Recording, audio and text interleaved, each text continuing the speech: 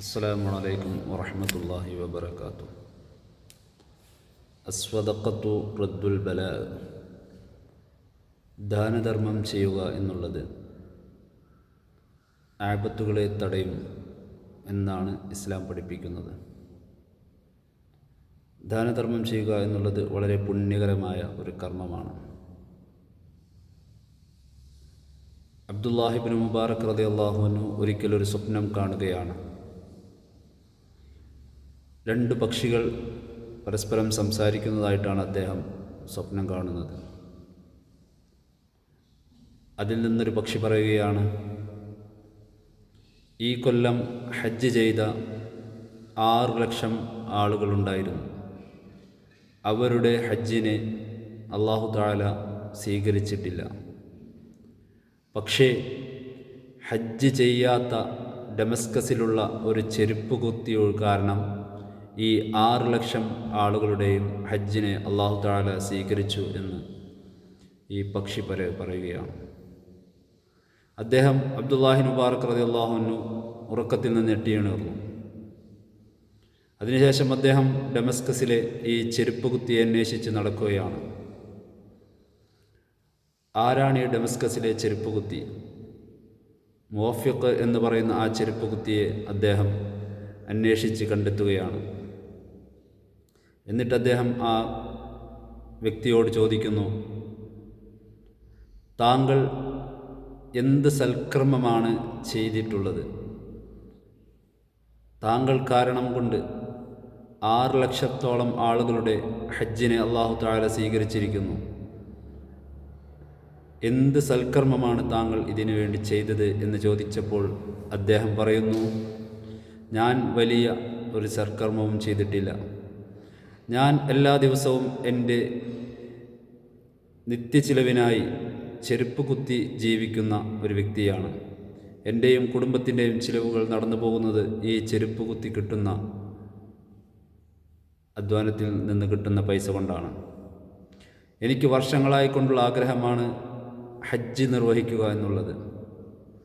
ഞാൻ ഈ ചെരുപ്പ് കുത്തി കിട്ടുന്ന പൈസയിൽ നിന്ന്, തുച്ഛമായ വരുമാനത്തിൽ നിന്ന് എല്ലാ ദിവസവും കുറച്ച് സംഖ്യ ഹജ്ജ് പോകാൻ വേണ്ടി മാറ്റിവെക്കുമായിരുന്നു.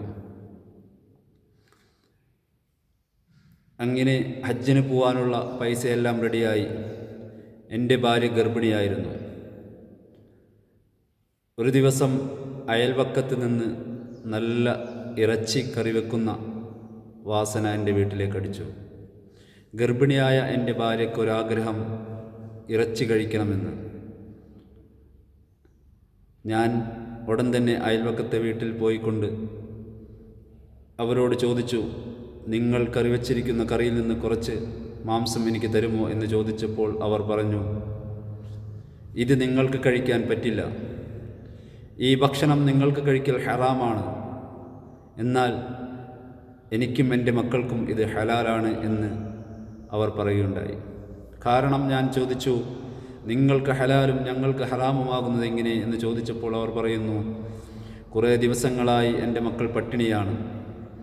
എൻ്റെ പട്ടിണി കിടക്കുന്ന മക്കളുടെ വിശപ്പകറ്റാൻ വേണ്ടി ഞാൻ ഭക്ഷണം കിട്ടുമോ എന്ന് തെരുവിലൂടെ നടക്കുമ്പോൾ അവിടെ ചത്ത് കിടക്കുന്ന ഒരു കഴുതയെ കണ്ടു. അതിൻ്റെ കുറച്ച് ഭാഗം മുറിച്ചെടുത്താണ് ഞാൻ എൻ്റെ മക്കൾക്ക് കൊടുക്കാനുള്ള ഈ ഭക്ഷണം തയ്യാറാക്കിയിരിക്കുന്നത് എന്ന് ആ വീട്ടുകാരനോട് പറഞ്ഞു. ഞാൻ ഉടൻ തന്നെ എൻ്റെ വീട്ടിലേക്ക് വന്നുകൊണ്ട് ഹജ്ജിന് പോകാൻ വേണ്ടി ഒരുക്കി വെച്ചിരുന്ന പൈസ ഞാൻ അവർക്ക് എടുത്തു കൊടുത്തു. ഞാൻ ഇത്തരമൊരു ചെറിയ കാര്യം മാത്രമേ ചെയ്തിട്ടുള്ളൂ, അല്ലാതെ വലിയൊരു കാര്യവും വലിയ ഒരു സൽക്കർമ്മവും ഞാൻ ചെയ്തിട്ടില്ല എന്ന് ഈ ചെരുപ്പ് കുത്തി അബ്ദുല്ലാഹി മുബാറക് റളിയല്ലാഹു അൻഹുവിനോട് പറയുകയാണ്. അദ്ദേഹം പറയുന്നു, അതാണ് കാരണം. താങ്കൾ ചെയ്ത ആ സ്വദഖ അല്ലാഹു തആല സ്വീകരിച്ചിരിക്കുന്നു. താങ്കൾ ഹജ്ജിന് വേണ്ടി ഉപയോഗിച്ച ആ പൈസ ആ വീട്ടുകാർക്ക് കൊടുത്തപ്പോൾ താങ്കൾക്ക് അല്ലാഹു തആല ഹജ്ജ് നിർവഹിച്ച പ്രതിഫലം നൽകുകയും താങ്കളുടെ ആ സ്വദഖ കാരണം 6 ലക്ഷത്തോളം വരുന്ന ആളുകളുടെ ഹജ്ജിനെ അല്ലാഹു തആല സ്വീകരിച്ചിരിക്കുന്നു എന്ന് അബ്ദുല്ലാഹി മുബാറക് റളിയല്ലാഹു അൻഹു ആ വ്യക്തിയോട് പറയുകയാണ്. അദ്ദേഹം ചെയ്ത ഒരു കാര്യം സ്വദഖ ചെയ്തു എന്നുള്ളതാണ്. സ്വതക്ക ചെയ്യുക, ദാനധർമ്മങ്ങൾ ചെയ്യുക എന്നുള്ളത് വളരെ പുണ്യകരമായ ഒരു കാര്യമാണ്. ഒരുപാട് പ്രതിഫലം അല്ലാഹു തആല നമുക്ക് അതുകൊണ്ട് നൽകുന്നു. നമ്മുടെ ആപത്തുകളെ അത് തട്ടിക്കളയുന്നു. അല്ലാഹു തആല ഇനി നമ്മുടെ റമദാനു ശരീഫ് നമ്മിലേക്ക് ആഗതമാവുകയാണ്. പുണ്യങ്ങളുടെ പൂക്കാലം എന്നറിയപ്പെടുന്ന റമദാനു ശരീഫ് നമ്മിലേക്ക് ഏതാനും ദിവസങ്ങൾ കഴിഞ്ഞാൽ ആഗതമാവുകയാണ്. അല്ലാഹു തആല നമുക്കെല്ലാം നോമ്പ് നിർവഹിക്കുവാനും അള്ളാഹുവിന് ആരാധനകൾ അർപ്പിക്കാനും തൗഫീഖ് നൽകുമാറാകട്ടെ. നമ്മളാൽ കഴിയുന്ന 1 രൂപയാണെങ്കിൽ 1 രൂപയെങ്കിലും ഒരാൾ നമ്മുടെ ജീവിതത്തിൽ സ്വതക്ക ചെയ്യാൻ നാം ശ്രമിക്കുക. ഇത്രയും പറഞ്ഞുകൊണ്ട് ഞാൻ അവസാനിപ്പിക്കുന്നു. അസ്സലാമു അലൈക്കും.